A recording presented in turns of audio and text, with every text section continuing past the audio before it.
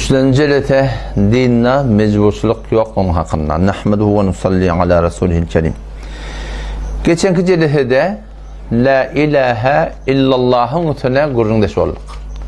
Ki müşrikâne Mekke, müşrikâne kulle cihan ve Yahudiler ve Mesihiler Allah Teala'nın bağlığına, halıklığına, malıklığına, razıklığına bunun hiçbir şey yokmuştur.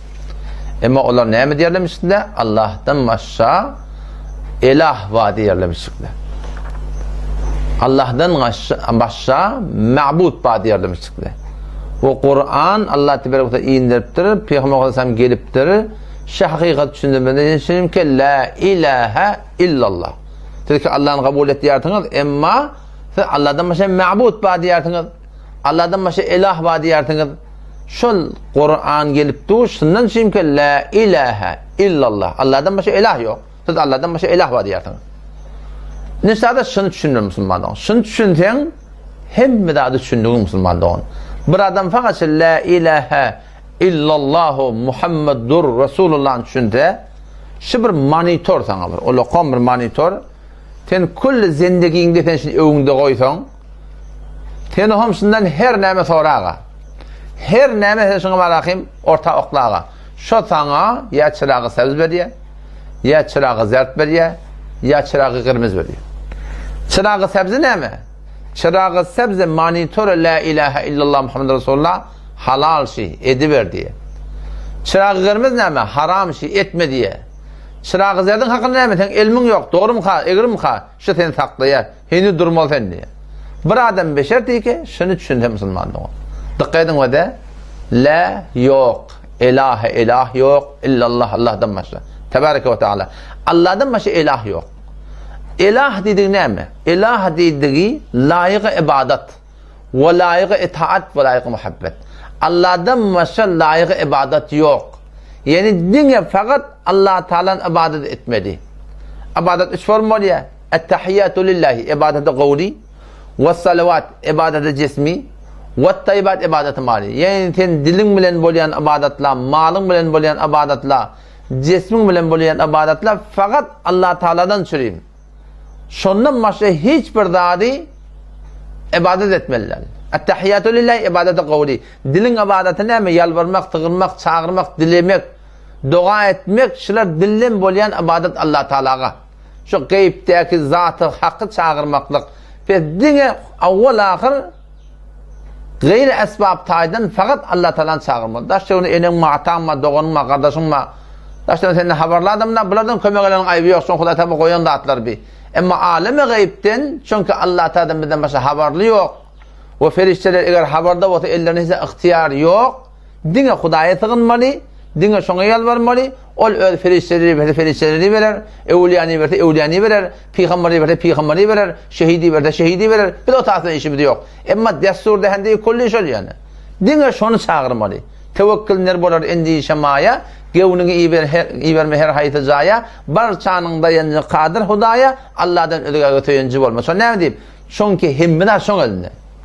Şol İslamiyet'e hiç kim kıyımlanmıyor. Ferişteler ki birden haberli ellerinden gelen iş yok. Yoksa Kur'an'ı sırahatan galiben 11. ayette Sure-i Ra'd'da Allah Teala Kur'an'ı sırahatan ediptir. Lehu muakkibatun min beyni yedeyhi ve min halfihi yahfazunehu min emrillah. İnsan için evinin ardından şunu ökçeleşip Balakim suretine haberdar verip verirler ve takip künendeler ve feriştelerden lehu muakkibatun min beyni yedeyhi ve min halfihi böyle vazifet neme yahfazunehu min emrillah. Allah Teala'nın desturuna varabilir hifazet ettiler insanı. Peki ferişteler bağdaşça olandı ama Allah'ın emrine varışıyorlar. Tebareke ve Teala. Tanrısız yelek başı kıyımlanmaz diyen şey. Onun şu tarzdan her bir dat kıyımlanacak masa şuna muhtaç oluyamasa bildiğin aşağı bilen olmalı. Şol Huda Teala bilen bolsan çünkü şun destur dehendeyi kulli şu kalalarının hissat yok.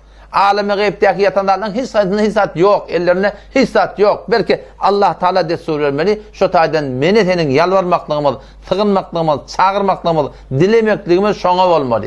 Ne behavatin çağırmalı, haletimi çağırmalı, Resulullah'ın çağırmalı. Ne mi diyeyim? Çünkü bizden haberi yok.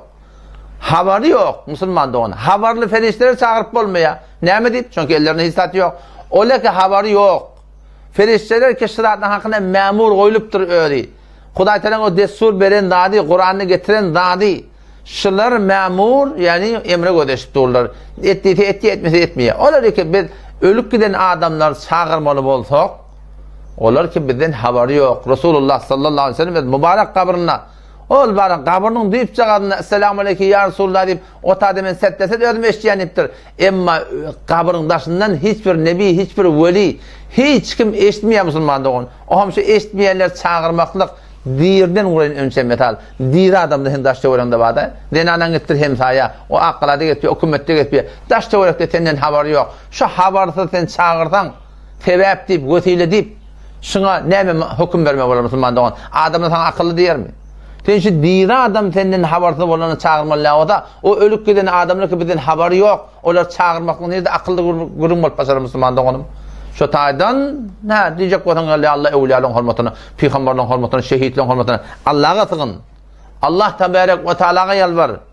Hemme de şoňa Müslümanda on. Peýgamber dikkat wede la ilaha illallah. Allah'dan başga laýyk ibadet yok. İbadet et-tahiyyatu lillah isformaly dedik. İbadet-i zabani fakat Allah için olmalı. Ve salavatu ibadet-i cismi, ruku, secden fakat Huda için olmalı. Şeyde salam verende şey başın eňme. Şunda olamaly günah dipdir Müslümanlar. Şon keten başyny fakat Huda eňmeli. Ömer Muhtar rahmetullahi aleyh aýyrlanan denan haýrlypdyr diye.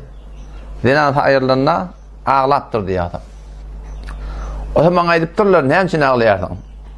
Onun için denana şeyde bir denana da diptir. Men aňdan gelemde, jeňden datdan gelip öýe girecek bolamda şeyde diye perdeni dadı işikden kaldırar diye. Perdeleri eterek demiştik, eterek eňlik girmelmiştik. Perdeni kaldırardı diye. Ne beýtýän diýemde? Onu aýdyrdy diýek etenin başyň Allah'dan başga hiç kim eňilmesin diýip aýdardy diýip. Şundan çimetdiýän diýip aýdardy. Teň başyň wagt Allah eňilmeli Müslüman dogan. Salam berende başyň kaldırmaklyk adat. Esselamu aleykum diýip. Başı fakat Huda Teala eňmeli. Ruku fakat şondan çirim. Secde fakat şondan çirim. Tawaf fakat Kabe'den çirim. Türkmen Türkmen kabrın başına ölen ketipýär. Şoňa diýerler ibadet Müslümandyk. Nedir etýärdiň bile? Nedir? Nedir etýärdiň? Haýdy bir zady nedir? Fakat Allah'dan çirim bolmaly. O da ijade beren ýerine. Onda sogam kim başlatyň başlanmaly. Nezr gayrullah haram, nezr gayrullah ibadet. Diňe Allah Teala'ny şunu nezretmeli. Nezrettim danışman hakan yoluna, nezrettim falanın yoluna, nezrettim falan imamın hakkında şunlar şolun ibadeti ve haram da Müslüman doğun. Vakti bir izleyen iş haram olan sonra şunun iyimeklik de Müslüman doğun. Onun ne haram oluyor. Petanne ve de la ilahe yok layık ibadeti illallah Allah'tan başka. Allah'ın ibadet etmeli. Et-tahiyyatu lillahi ibadeti kavli dilin ibadeti. Ve salavatu ibadeti cismi ruku secde bedenin ibadeti. Ve tayyibatu ibadeti mali malın da ibadet et boluyor.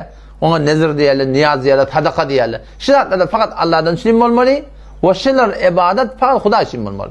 Peýgamber wagty bir adam la ilaha illallah diýdi, yani laýyk ibadeti yok Allah'dan başga. İbadetler alem jahan dünýäň ibadetlerinden tökden, şu üç form ibadetden başga ibadet yok. Et-tahiyyatu lillahi ibadeti kavli, ve salavat ibadeti cismi, ve tayyibat ibadeti mali. Et-tahiyyatu lillahi dilin ibadetleri, ve salavatı cismin ibadetleri ve tayyibatı malın ibadetleri. Şu üç form ibadet başı alem cihanın her bir ibadetini tevfik eten şuna geliyor. Ve şu ibadetler fakat Allah'tan çirim olmalı, Huda için olmalı, etyen ibadetin yanı sogabını eğer bağışlap bolayan şekilde olsa kime bağışlayacak olsan Müslüman doğun şu sorutunu bağışlamalı. Allah temizce tevfik versin inşallah neticelerde gururmen başardığıma göre la ilahe illallah Muhammed Resulullah hakkında İnşallah oturan takibede belli olsun la ikraha fid din dediğine mi dedik? Dinde mecburçuluk yok. Şun la ilahe illallah Muhammed Resulullah düşündün, şonda mecburluğun ya mecbur değilin Müslüman doğun hevra avadan şun bolýar. Allah temizce tevfik versin. Vesselamu aleykum ve rahmetullahi ve berekatuhu.